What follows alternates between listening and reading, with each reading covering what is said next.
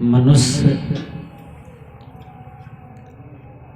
धरती पर सबसे श्रेष्ठ है।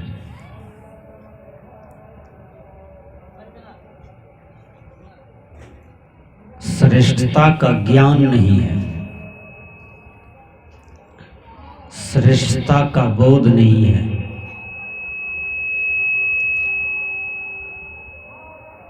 इसलिए जड़ पूजा के पीछे भागता है, इसलिए बाहर ईश्वर को ढूंढते हैं,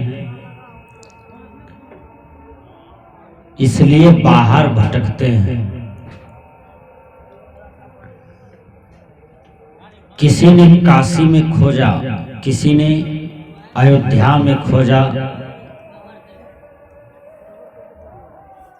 किसी ने झारखंड के बोलबम में गया,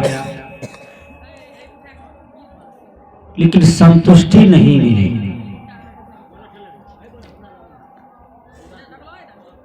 बाहर संतुष्टि नहीं है, संतुष्टि अपने आप में है।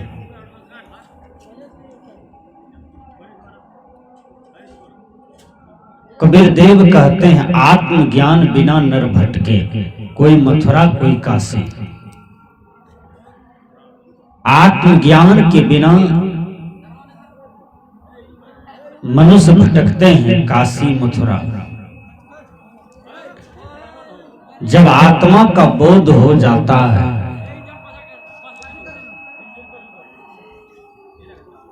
तो वही ठहराव है, वही विश्राम है, वही विराम है।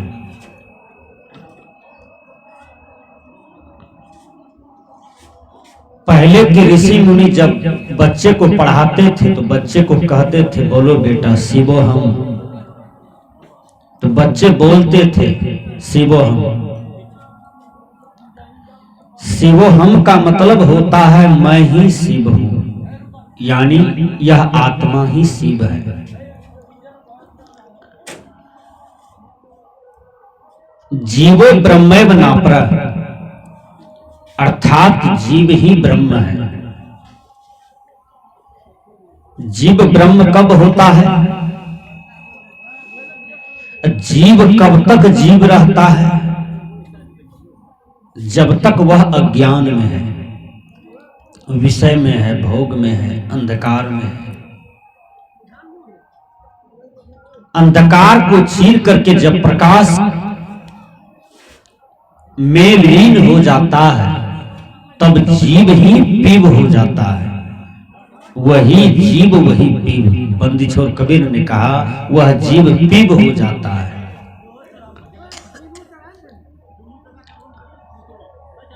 राम नाम का बहुत लोग हैं, अभी भी, पहले भी था। कितने मर गए, कितने जन्मे हैं। राम नाम का लोग दशरथ के घर में भी जन्म लिया, लेकिन जीव से पीव हो गया। क्यों? उन्होंने अपने जीवन की तम को समाप्त किया। तम मतलब अंधकार। उन्होंने अपने जीवन को प्रकाशशील किया। जीवो ब्रह्मैव नापरा। वेद ने कहा तत्त्वमसि, वह तू ही है। आत्मा ब्रह्म, वह आत्मा ही ब्रह्म है। बुद्धस आत्मानि देवता, बुद्धिमान के लिए आत्मा ही देवता है। अपने आप का बोध होना चाहिए कि मैं कौन हूं। मैं शरीर हूं कि मैं आत्मा हूं। सद्विद्या ये कहती है कि आप शरीर नहीं है, आप शरीर में रहने वाले शुद्ध चेतन आत्मा है। गाड़ी को चलाने वाला ड्राइवर होता है, उसी प्रकार शरीर को चलाने वाला आत्मा होता है। आप आत्मा है, आप शरीर नहीं है। जब तक आप शरीर मानते रहेंगे तब तक आपको दुख होगा।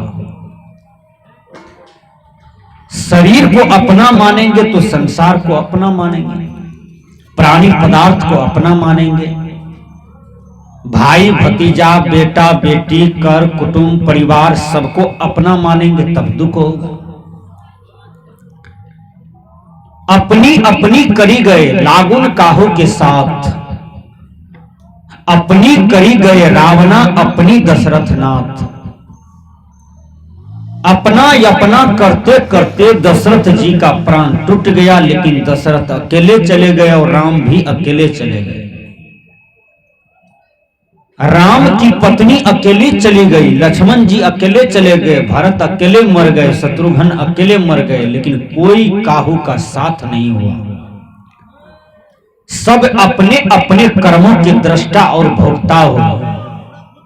संस्कृत के विद्वान ने कहा, स्वयं कर्म करोत्या आत्मा स्वयं तत्फल मसनुते, स्वयं धर्मति संसारे स्वयं तस्मा द्विमुच्यते। आत्मा स्वयं कर्म करती है, स्वयं फल भोगती है। स्वयं अज्ञान से जब ज्ञान का विकास करती है तब आत्मा मुक्त हो जाती है। तो आप आत्मा हैं, इसका ज्ञान कैसे होगा? यदि आपके जीवन में सच्चे गुरु मिले हैं तब ज्ञान होगा। अब गुरुआ बहुत हैं, पंथ चलाने वाले बहुत हैं, संप्रदाय चलाने वाले बहुत हैं। केवल हमारे पंथ में घुसो तुमको कल्याण हो जाएगा। जागा जागा महादेव, जगायदा महादेव। 15 साल पहले ये चर्चा नहीं था, 20 साल पहले यह मंत्र नहीं चला था समाज में। जागा जागा महादेव, जगायदा महादेव। किस महादेव की बात करता है संसार? एक महादेव हुआ था जो महापुरुष था, जो पार्वती के दुल्हा शंकर जी थे। वो शंकर जी भांग नहीं पीते थे, धतूर नहीं पीते थे, नशा सेवन नहीं करते थे। शंकर भगवान का फोटो देखिए आप, एकांत में और पहाड़ में बैठे हैं, आसन से बैठे हैं और साधना में बैठे हैं। पंडित लोगों ने इतना उसकी सूरत को बेविचार में खड़ा कर दिया, इतना उसकी सूरत को बिगाड़ा। कुछ गुरबा लोग इतना बिगाड़ दिया कि कहा नहीं जा सकता है। सालों भर पाप करो, हमारे गुरु का नाम लो, सारे पाप क्षय हो जाएंगे। लेकिन विचार कीजिए, कहीं कबीर साहब के सामने में वह मिल जाए कि सालों भर पाप करो, अब मेरा गुरु का नाम लो, पाप कट जाएगा। तो कबीर साहब ने कहा कि मैं माफ नहीं करूंगा। विज्ञान भी कहा मैं माफ नहीं करूंगा। किसी के बेटा का आप गला काट दीजिए और थाना चले जाइए, कहिए कि मैं 1 नंबर शिव का भक्त हूं, फलनमा आदमी का बेटा का मुंडा काट के आया हूं, अब मैं मंत्र बोलता हूं, जागा जागा महादेव, ऐ थाना प्रभारी हमको माफ कीजिएगा। करेगा माफ? वो थाना प्रभारी माफ करेगा? वो क्या कहेगा? तुम जैसा कर्म किए हो फल तुमको अब भोगना होगा, वो दंड तुमको मिलेगा। तो ऐसे गुरबा के चक्कर में हम अनादि काल से पड़े हुए हैं। कबीर साहब ने कहा, पूरा साहब से ये सब विधि पूरा हो, ओछे से नेह लगा के बुलहू आपे खोए। अधकिचरे गुरु से यदि नेह लगाओगे तो तुम्हारा मूल भी नष्ट हो जाएगा। अधकिचरा गुरु का पहचान भी होता है ना। अधकिचरा गुरु कैसा होता है और जो असली गुरु है वो कैसा होता है? संस्कृत के विद्वान ने कहा, बंद मुक्तम ब्रह्मनिष्ठम कृत कृत भजत गुरम यश प्रसादात संसार सागरे गोस्पदात। जो बंधन से मुक्त हो, ब्रह्मनिष्ठ हो, ऐसे गुरु को भजो। जैसे गौ के पूंछ को पकड़ करके मनुष्य नदी पार कर जाता है, उसी प्रकार उस गुरु के ज्ञान को पकड़ करके यह जीव तर जाता है, यह जीव उद्धारित हो जाता है। गुरु हो सही। गुरु कैसा हो? बाबा मिही के जैसा। गुरु कैसा हो? बंदी छोड़ कबीर के जैसा। गुरु कैसा हो? तो स्वामी विवेकानंद के जैसा। गुरु कैसा हो? तो संत पलटू के जैसा। गुरु कैसा हो? भगवान महावीर के तरह, भगवान बुद्ध के तरह। ऐसा गुरु यदि आपके जीवन में हो जाता है तो आपके जीवन का कल्याण हो जाता है। विचार कीजिए। एक सूरदास बेचारा भिक्षाटन कर रहा था। सूरदास को शाम हो गया। सूरदास सोचता है कहां रहे। एक आदमी कहा, सूरदास आप पर दया आता है, आप अंधे हैं, यही स्कूल में रात में रह जाइए, गर्मी का समय है, भोटिया चट्टी देंगे, मच्छरदानी लगा देंगे, सो जाइए, क्योंकि आपका देह से बदबू आता है, कपड़े गंदे हैं, शरीर गंदे हैं, पैर में कचरे लगे रहते हैं, हम लोग सफैयत रहने वाले हैं। सूरदास को भोटिया चट्टी दिया, मच्छरदानी लगा दिया, कहा बैठिए, भोजन बनेगा, पहुंचा देंगे, खा लीजिएगा, रात भर रहिएगा। वो आदमी दे दिया सब व्यवस्था। जब सुबह हुआ तो सूरदास का नींद खुलती है। सूरदास सोचता है कि अब निकल के फिर जाएं, भिक्षाटन करें। स्कूल में बहुत बड़ा ग्राउंड था। ग्राउंड समझते हैं ना, चारों तरफ से दीवार थी। सूरदास स्कूल को छोड़ करके फील्ड वाला मैदान में गया और निकलना चाहता है, जिधरे जा उधरे दीवार आ गई। सूरदास दीवार में चक्कर काट रहा था 5 घंटा से। जहां गेट था उस गेट के पास आता था तो उसको कपार में नोचनी लग जाता था, कपार नोचता था, तब तक में फिर दीवार आ जाता था। और जहां नोचता है उसको आप नाखून से नोचिए तो बड़ा मजा आता है, लगता है नोच देते हैं तो बड़ा मजा आता है, बड़ा तृप्ति मिल जाती है। किसी को शरीर में नोचनी होता है, खुजली होता है, उसको नोचिएगा तो नोचने में बड़ा मजा आता है, लेकिन 10 मिनट के बाद जब लहर आता है तब कहता है बेकार नोच दी। भगवान कृष्ण कहते हैं परिणामे विश्व में वह नौ तेसु रमते बुद्धा, जो सुख भोगने काल में अमृत के तुल्य मालूम पड़ता है, तो नौ तेसु रमते बुद्धा, उसमें विवेकी जन, उसमें ज्ञानी जन नहीं रमते हैं। विवेकी जन का हरिजन हंस दशा लिए डोल, निर्मल नाम चुनी चुनी बोले, वो हंस दशा में रहते हैं। हंस क्या है? उसका स्वरूप ही हंस है। इसलिए आपके जीवन में गुरु सच्चा होगा तो बोध सच्चा होगा, भटकाव नहीं होगा। तो सूरदास कपार नोचने लगता था, दीवार छूट जाता था। एक आदमी सोचा कि शायद सूरदास कसरत कर रहा है, बार बार देखता था, बगल का था, स्कूल के बगल का, सोचता था कसरत करता होगा।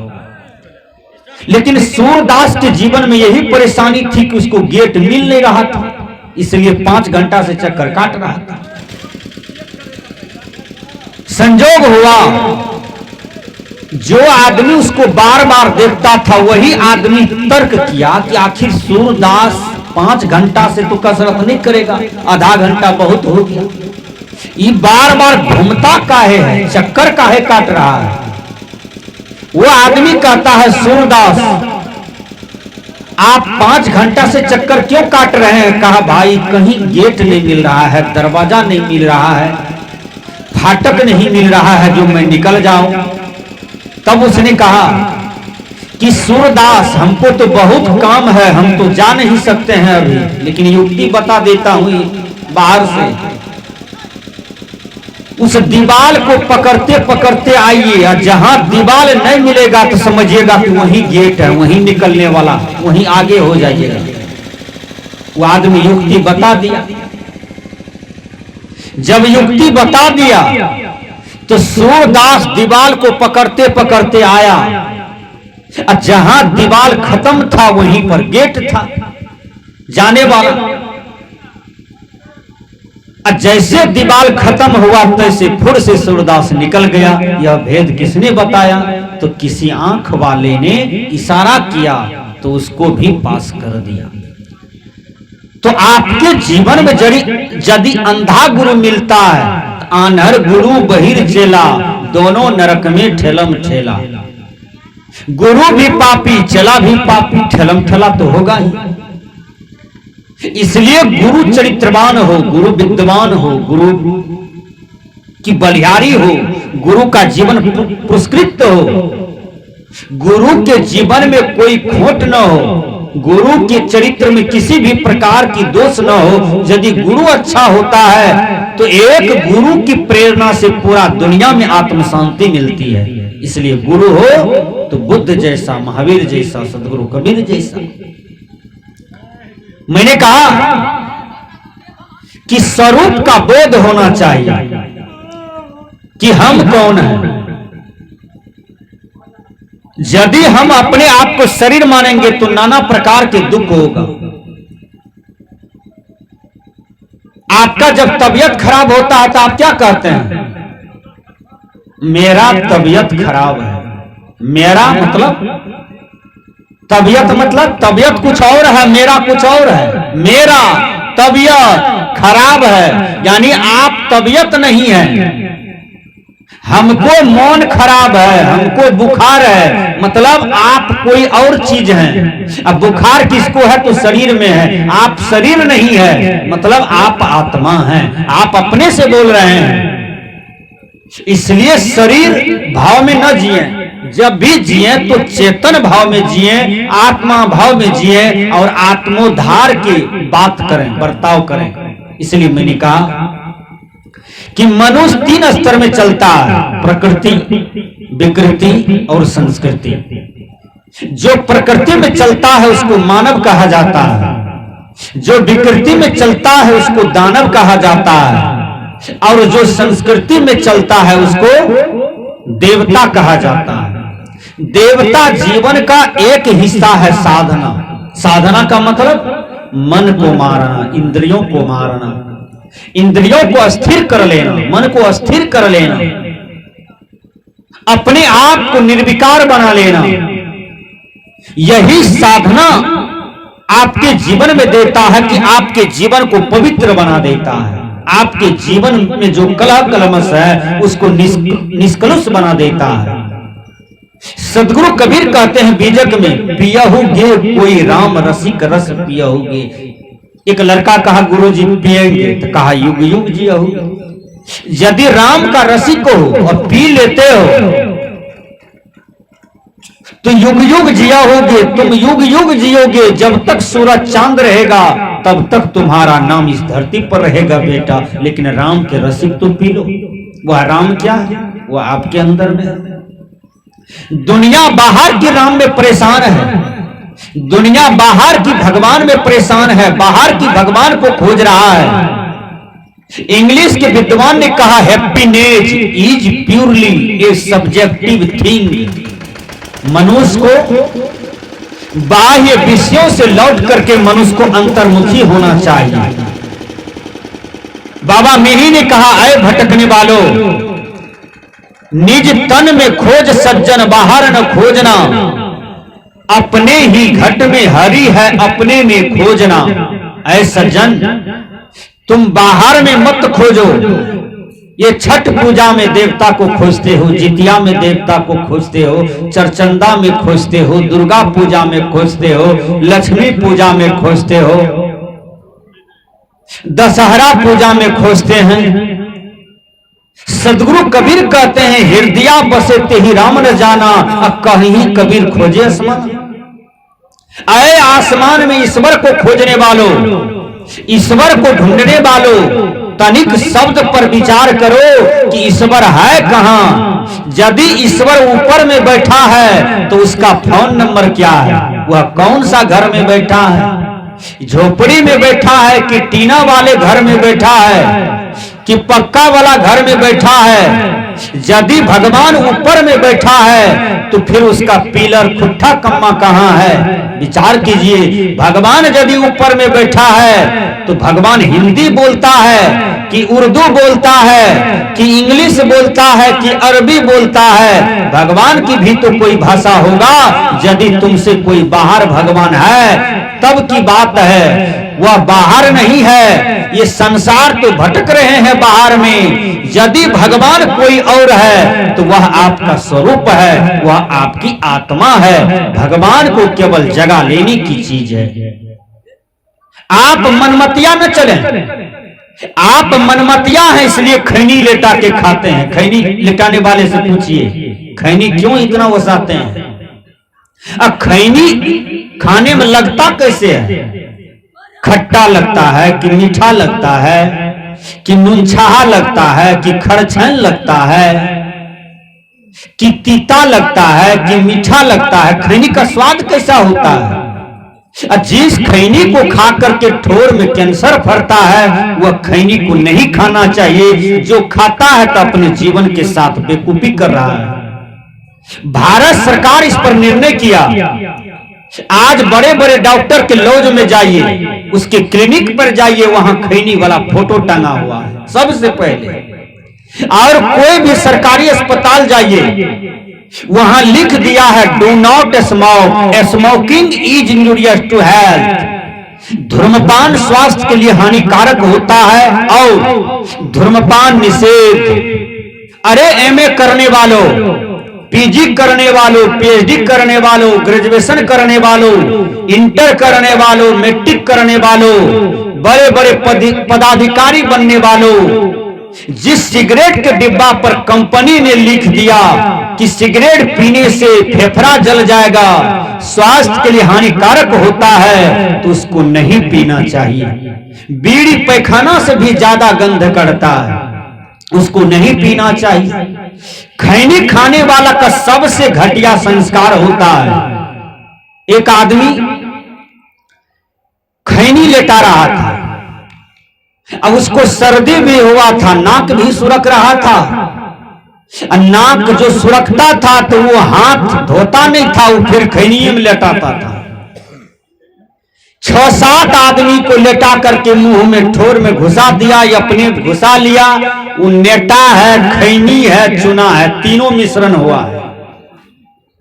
तो विचार कीजिएगा आदमी का संस्कार कितना भटियारा होता है। आपके पास 50 एकड़ जमीन है, एक गरीब आदमी जा रहा है, उसको कहते हैं भाई चूना अच्छा। दरिद्र हो गए कि नहीं आप? विचार कीजिए, वो नेटाहा घटाहा आदमी कहीं पैखाना धोया होगा और कहीं साबुन से नहीं साफ किया होगा तो पैखाना का सब मल तेल उसके 5 उंगली में होगा। वो खैनी लेटा के पैखाना भी आपको खिला दिया, नेटा खिला दिया। कितना घटिया संस्कार होता है कि आप दूसरे के हाथ से खैनी भी खा लेते हैं। ये नहीं विचार किए हैं ये पैखाना किया है हाथ मांजने के लिए, जानता है कि नहीं जानता है? ये नेटा साफ किया होगा, ये हाथ धोना जानता है कि नहीं जानता है? विचार कीजिए। तो ये गलत चीज नहीं खाना पीना चाहिए। आदमी मनमतिया है इसलिए शराब पीता है, इसलिए दारू पीता है, इसलिए दूसरों की बहू बेटी के साथ बलात्कार करता है। जब कर्म